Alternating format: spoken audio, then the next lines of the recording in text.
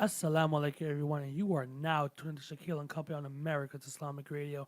Today, we have a very exciting interview for you guys on this wonderful Saturday morning. Today, we have Irfan Tayyab, who is a talent acquisition, tip giving person who can help people get a job, how to conduct interviews, resume building. So, today, we're blessed and honored to have you here. Assalamu alaikum. Walaikum How are salam. you? How was Thank your you. day? Thank you, Kevin. Can you please introduce yourself to our viewers? Assalamu alaikum, everyone. My name is Irfan Tayyab, and I'm associate with the industry of talent acquisition and learning and development for over 13 years or 14 years, you can say. And I'm great to be here, and hopefully you will find this useful. I hope you guys are tuning in today. And if you're not tuning in, you're listening to Shakil Co on American Islamic Radio. So, Irfan, how did you get into this business? What happened? The story is very unique, actually. Okay. I did my graduation in computer sciences, and then eventually I was working for a restaurant, and I was in the back kitchen and I was doing something which was related to food prep. And all I can say, it was a blessing or something. I was not following the guides as what was saying there. So you weren't following the guidelines that they already had in place. Nope. Okay. And then eventually I was just doing it with my own calculations and stuff. And then one of the food inspectors came in and said, why you're not doing it this way and why you're not following those protocols, which were the basically calculation of those weights and stuff like that. So I was not doing. And the person said, so why you're not doing it? In simple words, I said, there are more than 40 well-toned trays right now. You can weigh each one of them. You'll find them with the equal weight. And when he did that, he was like, okay. And I also explained him the reason why I did that, the logic behind it. And then he said, okay, so what else you want to talk about that you don't follow? I gave him a couple of things that we can do and cut down the prep time with certain examples. And I also quoted the examples from the book, which was 320 or 50 pages. I memorized all of it. Wow. And after that, he said, can you train other peoples on that? They train other employees Yes. on how to follow your guidelines. Yes. Wow. And then the best part was, my question was, would I get paid for training? Because I had no clue that was a job. So you had no idea that training other employees was a career. Yes, no. Wow. I had no idea on those lines. So when you got this position where you started training people how to do food prep, meal prep. Food prep, the opening of stores, the closing, and the register settings as well, which were Okay. the kiosk at that time, the new thing, 2005. So it was overall very interesting, to be honest. And I loved that. Because I was a software engineer myself, so it helped me to do a lot of stuff to apply that I learned with my education as well as my expertise, and that really helped me throughout my career even today. So what are you doing today? Well, today we are talking about the most important thing is a lot of people they are struggling with one thing, which is looking for a better career opportunity. And some of them are very new, such as students, and some of them are experienced professionals. So how to help them and give them some of the they can apply in their lives, which are simple. And to be honest, I'll try to keep it simple and straight and point blank, no science, no rocket science. And hopefully it will help you to make sure you get your dream job. So let's say this. Let's say you have a student who's just graduated college. If you're on Indeed.com or you're looking for a job, right? It says minimum 2 years experience required, minimum 1 year experience required. How can these new students who just graduated college get those kind of jobs? That's a very good question. That is one of the ultimate challenges I see with a lot of kids, especially with the new graduates. They're struggling with that. I totally get that, and it is a very, very desperate need. So let me start with one thing. When you say a portal, right? So first you need to pick the portal. Like, for example, I personally believe that there are a lot of portals and it's really difficult. Just like you want to buy Can you name us a few portals? for example, Indeed, that I see, ZipRecruiter, LinkedIn, Career Builder, and so many of them. There's a lot of, it's a huge list of them, and each day you find something new. And the problem with that is, I personally believe you need to find one thing that you stick to, which is the core. So if you stick to the core, and I believe that there are more than 500 million users on LinkedIn as of right now. More than 500 million users. Okay. And there are, you will surprised to know that by 2017, they had more than 30 million companies in that register as Wow. well on LinkedIn. Wow. So the Just baseline on is one platform. that's on one platform Wow. only, by the way, and their vision is basically to go for 3 billion users. Wow. That is in 2000. That was the plan for 2018 and 19, and most likely they might be achieving it since the data was not available online. So I'm unable to share that exact facts. But this was their plan: 3 billion people on LinkedIn, which is, I'm sure, which makes it the biggest portal in the world to look for a job. So the baseline is we need to find one portal, which is the base, and then you of course apply on other portals, which are the local jobs and stuff like that. You can do that as well. So why I suggested LinkedIn, I'm sure you're satisfied with the reasons. As I said, there are a lot of users and there are a lot of companies as well. You will be surprised to know there are more than 270 million users logged into LinkedIn every month. Wow. So if you're looking for a job, just imagine 270 million people are there. And this Looking for a includes job as well. looking for a job as well and recruiters as well. So a lot of people, they are doing recruiting. They help you. They can look at you. So let's say I'm a type of person. I'm looking for a career, right? I'm on LinkedIn. How can I distinguish myself among 270 million people? That's a, that's a very interesting question. That's. I mean, what is the the key. the key? Okay, okay. So if there are 270 million What is the people- secret? Yes, There you that's go. the There you go. secret What's recipe, the the secret on- sauce. The secret sauce to make sure that you're the cream of the crop on the top and you get noticed. That's very good. Now coming to that is, as I said, for new students, since we are talking, number one, if there are more than 500 million users and they have their own resumes, how do I will skip the line? So if I'm looking for a job, there are 500 million people there. And on each job, you can look at it very easily. If the jobs are posted maybe 10 days ahead, well, you know what? For starters, you will see more than 1,000 people already applied on that job. So number one is how you will look unique. So the unique part comes with a couple of things, such as when I put my resume, how easy it is to follow. Okay. Now, for example, if I'm looking for a customer services job, so the core competency, the person who is looking to hire that person is customer centricity or being customer focused or something's in line with the customer services. Now, my background is in financials and I'm looking for a job in customer services. Best of luck Doesn't with make that. sense. Best of luck with that. But you can still do that. How? Simple things, simple certifications. Simple certifications, simple exercises that you can do. Or such as, for example, when I was looking for a job, I migrated very recently here in US. And I can tell you, even earlier in my career, what really helped me is, and I see a lot of people as well, what they have said, I'm sharing their data as well as mine experiences. What is the one thing that you follow? So if I'm looking at your profile right now, Kevin, right? What do I see? Your activity, right? Your skills, your core competencies. And you know what? I was too busy to update that. Okay, congratulations. You're not even in the line right now. Wow. So imagine So- 500 million people and you're not even in the line. So it's basically making sure that you keep everything up to date. Up to date, correct. And the best part I see, or best part, or should I correct myself? The problem that I see is, it's not for me. I mean, anything that I put up there, it's not for me. A lot of people confuse that with this. I think is the ideal way to write it. Well, how about you do a simple Google search? You know what? Imagine life 20 years back, there was no Google. Look at our lives when I started have my Google career. now. We have Google now. Yeah. So in 2013, the best resume that was picked for the air, and that lady had more than 14 different credentials. You know what? Her resume was one page. Wow. One page only. So you have to do the search in the right angle. For example, if I'm, as we said, if you're looking for a customer service job. So what are the ideal resumes? And which are the ones which are highly connected, which have more connections, and they have a high experience? So either I reinvent it or simple. Replicate it. I'm not saying do the 100% copy and paste. No, I replicate that. Number Use two. the same format. Yes, the format. Which goes more aligned with my competencies, my skills, my experience.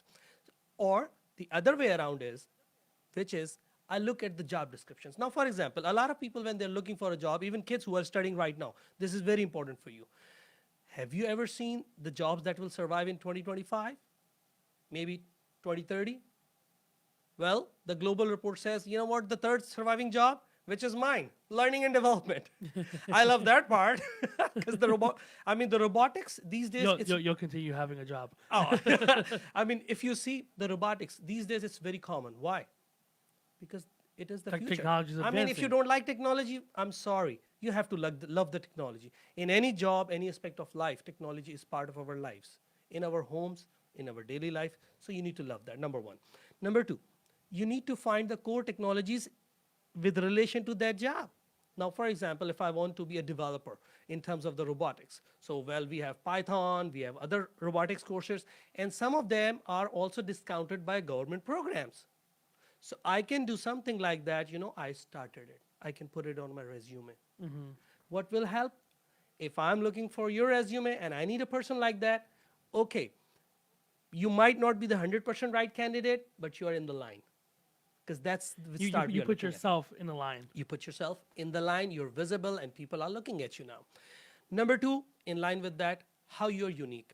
So the resume building is the core competency. Why? Because it is picked by a system. Majority of the time, it's picked by a system. So if I look at a system, how the system picks it up. Now, for example, it says lead in customer services. Okay, lead in customer services. Or I can just put it on my own, spearheaded.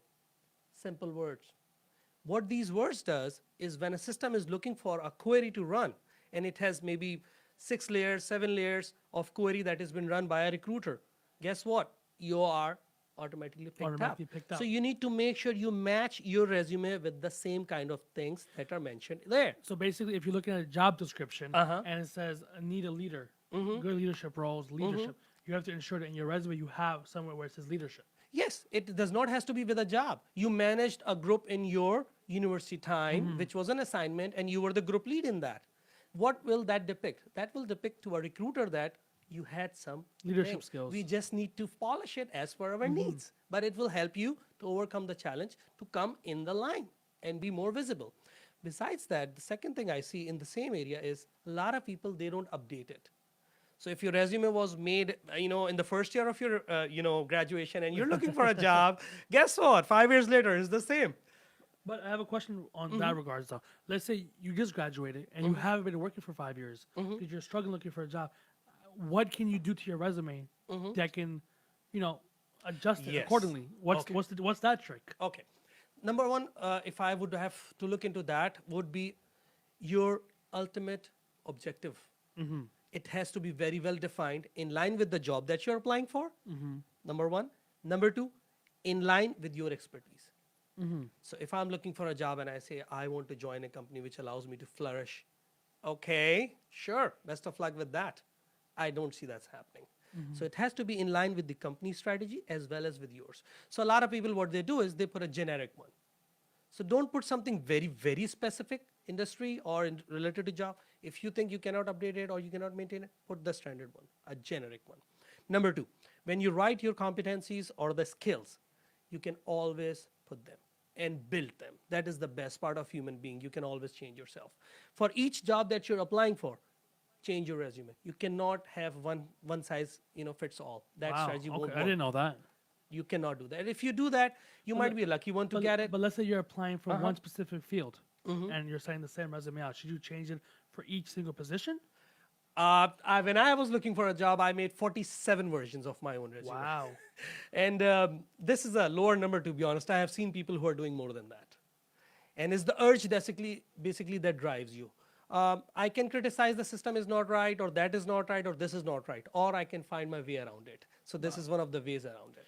If you guys are just tuning in, you're listening to Shakil Co on America Islamic Radio. We have Irfan Tayyab giving us some pointers and tricks on how to build your resume, how to look for a job, and how to put yourself out there in the grown fast community of the corporate world. So my next question to you is, right, let's say you're a person who is somebody who's just graduated school, right? How do you make yourself unique? Good question. That's a very, very good question. As we talked, we have to come up the line. So in that lines, if I am a new candidate, there are a lot of job fairs happening. And the best part is this, majority of them, they are not like very, very expensive or it's very difficult to join them. All you got to do is fill an online form and be there. The first thing is the effort.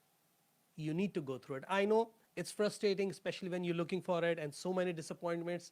It it just pulls you down, and you're like, you know what? How it's not going to help me, or even whatever I do, it's not going to help me. Sure, I get it, but strive for the best. You need to keep striving. The only word that I remember from Jack Ma's speech, who is, I'm sure everybody knows, Alibaba's CEO and the founder of Alibaba, he said, keep striving. You cannot stop. If you don't believe in yourself, who else will? Wow, that's deep. Thank you. Thank you. So you basically keep striving to make yourself unique, is what you're saying. Now, let's say you have a person who's going to an interview, right? Who's never been into an interview before. Good. How do they do that? That's a very good one. So I've seen a lot of students, what they did is basically some mock interviews in the universities and stuff like that. They haven't been to a real, field. Okay. The best way I can suggest to everyone, which I find myself as very useful, is rehearse, rehearse, rehearse. These are the magical words shared by Michael Jackson when he did his first moonwalk. When he did it, the reporter asked him, "How did you do it, Michael?" And the Michael said only one thing: rehearse, rehearse, rehearse. But you have to keep practicing your Practicing yourself. Now, for example, today I'm here. It might sound like that I'm very extempore, but to be honest with you, it could be scripted, right? This is definitely not scripted.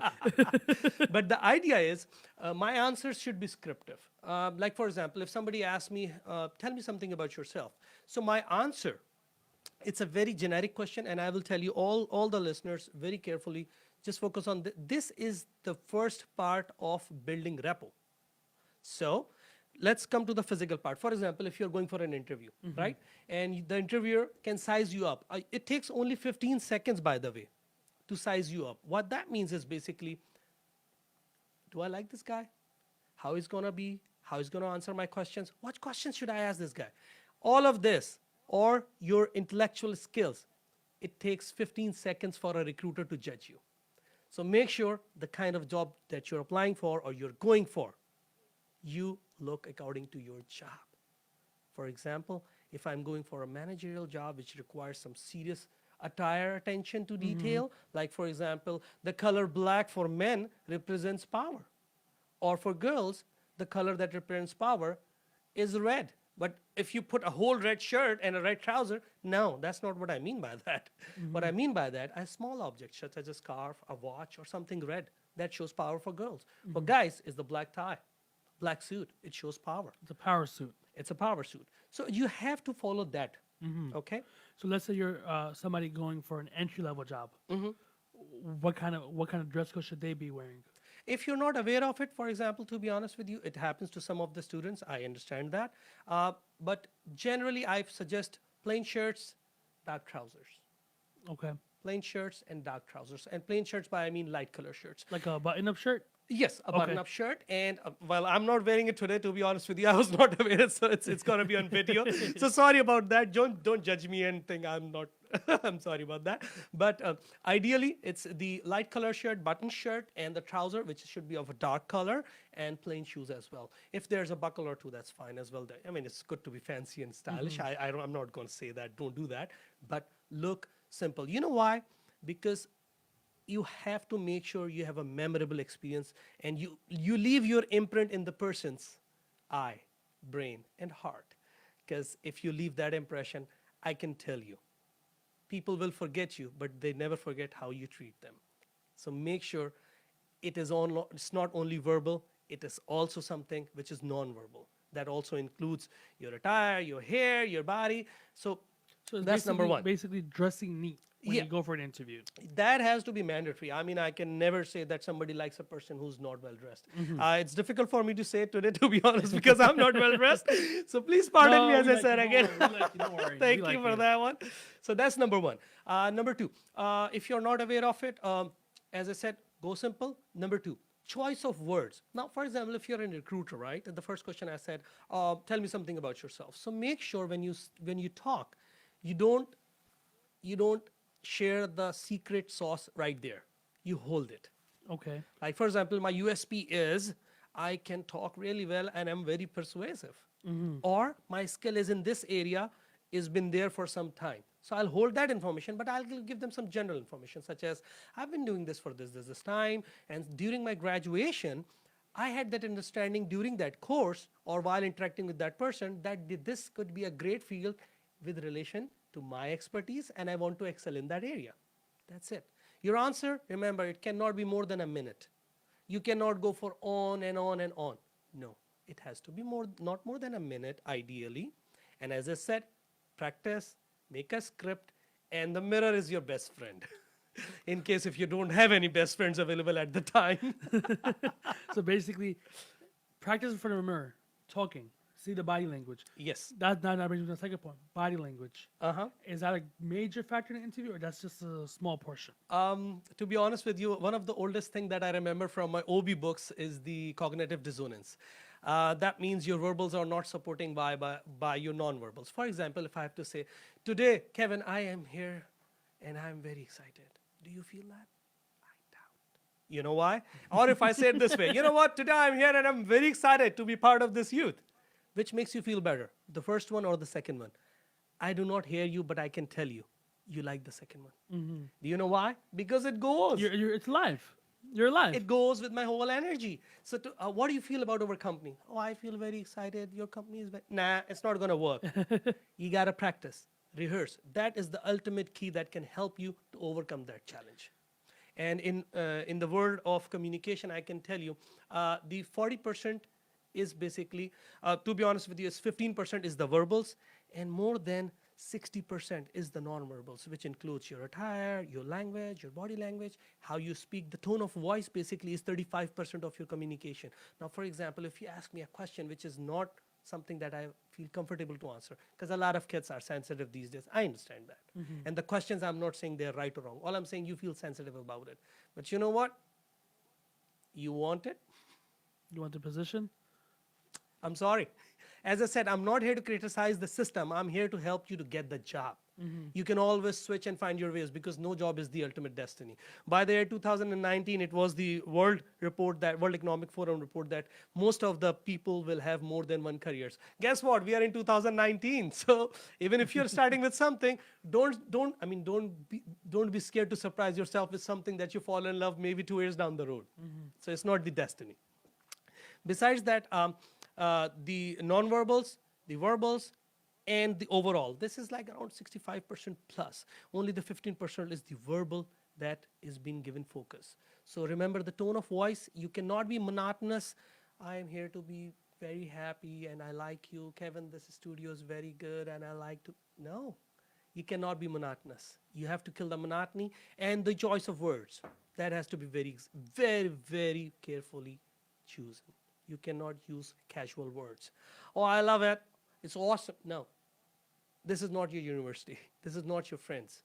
These are serious people, and they want to look at you from their angle. As I said, the interview or the resume or me looking is not for me. It's for the person I'm interacting with.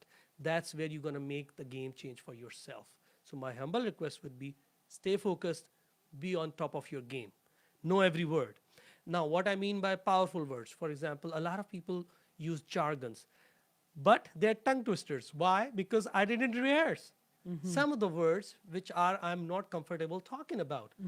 By comfortable, I mean my tongue is not ready for it. Maybe because my core language is Urdu, and today I'm talking in English. So if you ask me a word and I don't know, what will happen? I look not well prepared or poorly prepared for it. So you need to be on top of that game. Remember some of the jargons from the JD. Look at it online. What are the other relevant words? So technical words, rehearse that. Always rehearse that. It will help you to be on top of your game. Please. Listen, that's so much overload information, man. I'm over here, writing down, taking tips and tricks. If you guys are not tuning in, you're listening to Shakil Co on America's Islamic Radio. We have Irfan Tayyab giving us these tips and tricks. So, I think we're gonna speed up to wrap it up now. Let's say that a person, right, who is looking for a job right now, right? We talked about getting in front of the line, being looking at things. Let's say he's looking for a job and he's not able to find anything. He's sending it, adjusting his resume, not anything. How can that person seek help? That's a very good question. So a lot of times when I see something from my eye, I may not see it. Like for example, you're searching for your keys. It's at the same spot where you put always, but you cannot find it. So what do? Either you can frustrate yourself doing it yourself, or you can seek help from someone who you believe can help you. So always look for a mentor. In today's world, I mean, LinkedIn also helps you with that, and you can also have your friends who are honest to you. If you say something like to me that, Irfan, today, you know what, we had a great session, but these are the things that you were not good at. Now, I can react two ways. One, okay, Kevin, thank you. Or, Kevin, thank you so much. You know what? That really helped me to improve my next session. Yep. So that is the one way you should look at. Find a person, find a mentor. If you cannot find anyone, you can approach me. My ID is very simple. Irfan Tayyab. I'm on Facebook. You can find me as well. And fine, if somebody wants to reach out to you, do you have a phone number that they can reach out to you? Oh, sure. Sure. So my phone number is basically 240-421-8281. One more time. 240-421-8281. And do you have an email address where they can reach out to you? Oh, sure. It's Irfan, IRFAN underscore TAYYAB. Irfan underscore Tayyab at hotmail.com. However, I just want to add one more thing here. One of the questions that a lot of people find it difficult is, yes. What is your salary expectations? Now, this is one of the very tricky questions. Oh, of course. So if somebody asks me, or I've seen a lot of interviews, especially the LinkedIn, the recruitment head on LinkedIn, I've seen one of his interviews as well. And he said very, very, very smartly, a lot of people, when they said, oh, I want this X number, what happens is, now if I say a number, I don't know what you had in your mind. Maybe you have a number higher than what I said, Higher. or maybe lower. Yep. So in the case of higher, I lost X amount of numbers. In the case if it's lower, what will happen? Kevin will say, you know what? I think we should look at other candidates. So in that case, always search like salary.com, dice.com, or if LinkedIn is also now offering the salary range options. Always answer very simply, research and number as a state you're looking at. The couple of things that anything that you feel the one more thing I forgot to mention is used close-ended answers. Do not give open-ended answers. So if somebody asks me a question, please explain yourself. Do that? No. This is my story. And it's all about the over. I said the imprint should be here, here. You know what? Some videos. See, Kevin. That's a, you guys have his phone number, his email. To him first. You can always.